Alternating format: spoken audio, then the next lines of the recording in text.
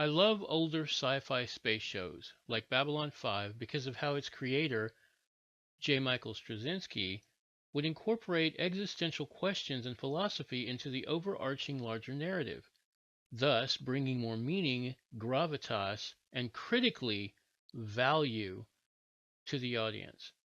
Take this scene for example. Dylan?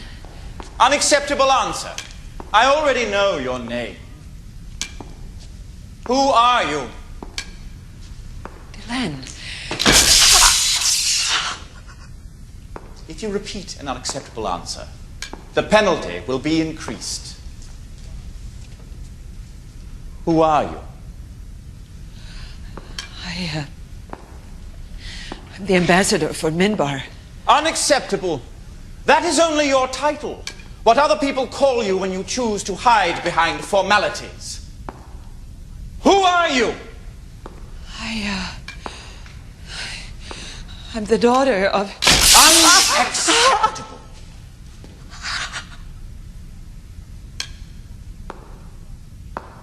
What a sad thing you are. Unable to answer even such a simple question without falling back on references and genealogies and what other people call you. Have you nothing of your own? Nothing to stand on that is not provided, defined, delineated, stamped, sanctioned, numbered, and approved by others? How can you be expected to fight for someone else when you haven't the fairest idea who you are?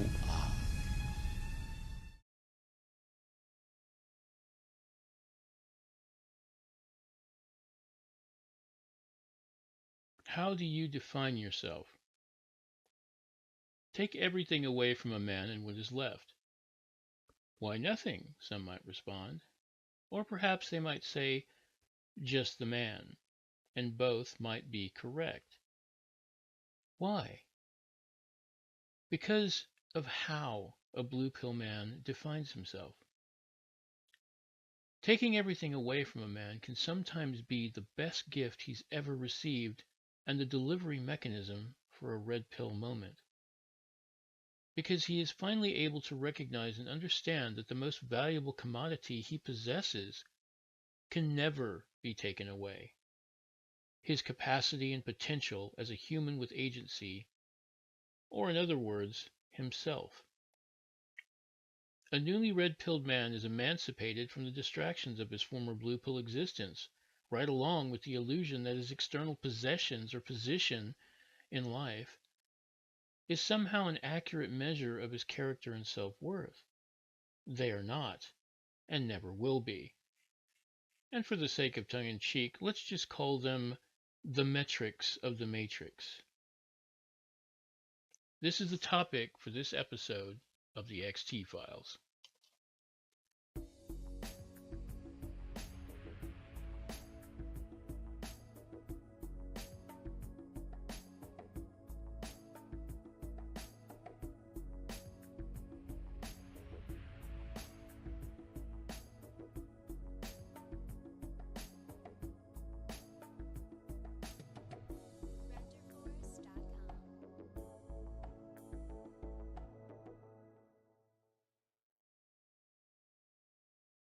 Never be afraid of the truth of who you are.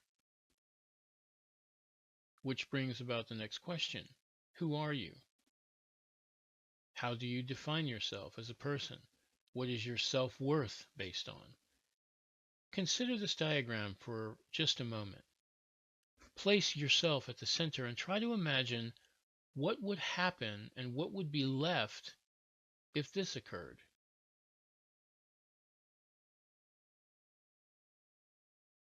A watershed red pill moment is the discovery that no matter how much you've lost, you will find peace in the simple fact that you can regain and rebuild your life in a way that suits you. How others might see you is irrelevant. Let me say that again. How others might see you is irrelevant.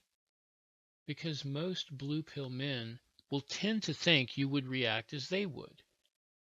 with anguish matched only by the devastation that is now your life. This is often true of most divorced men who still suffer from the thrall of the blue pill and all the nasty consequences that go with it, the loss of reputation, the financial burdens which become crisis, being demonized and validated as a father and a person, and so on. It pretty much describes my own personal experience quite perfectly. But in this blue pill death comes a rebirth, a renaissance in your mind that feels like you've discovered the very holy grail of your existence. Freedom and agency, the power to shape your reality by being given the opportunity to walk the path of self-mastery and self-actualization. To me, this is the essence of mgtow. It's akin to the excitement that comes when you're in a commercial jet plane right before it takes off. The throttle is increased and the engines respond accordingly. It is simultaneously thrilling and terrifying in the rush of possibilities that a singular moment of thought can produce. So much can go right or wrong, but you're there anyway. Courage to see something through is one of the most noble aspects of being a red-pilled man. Your strength, your creativity, your ambition, desire to do good, your intellect, all that and more go with you no matter what car you drive, what female hangs on your arm, what position you have at the moment, who likes you, who hates you, where you are on the dominance hierarchy, as Mr. Jordan Peterson would say. None of that will ever supplant or replace the essence that is you. Whether you have realized your dreams or have finally gotten past the red pill rage, you now stand at the precipice of something marvelous, fulfillment and self-actualization.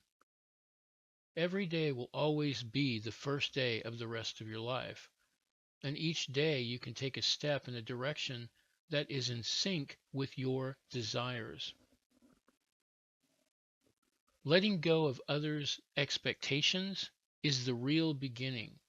And yes, these concepts and ideas sound wonderful in moments of self-reflection, but the water really starts to hit the wheel when you use a concept I use myself called Kaizen. Link to a video about that below. It reinforces these ideas and puts them into practice each and every day. That is the core of the virtue of patience and deferring gratification, which means you will truly appreciate what you reap in the long run. It's never too late to start going your own way down the red pill path. It is a foregone conclusion that each person watching this may be at a different stage in their life. For the sake of transparency, I am focused primarily on those who have lost through divorce or breakup and have finally woken up as a newly red-pilled man. So whether this video reinforces your red pill moment or serves as a cautionary tale, the end result is still the same. Regardless, I truly hope that it helps and look forward to seeing you again on the XT Files. Thank you for watching the XT Files. If you liked it, give me a thumbs up. Share and subscribe to annoy old girlfriends. Click on the bell icon for notification of new videos. If you're so inclined, toss some coins into my PayPal tip jar or support me on Patreon. It is always very appreciated. Links are below. Have a great day, gents, and I'll see you on the Red Pill Highway.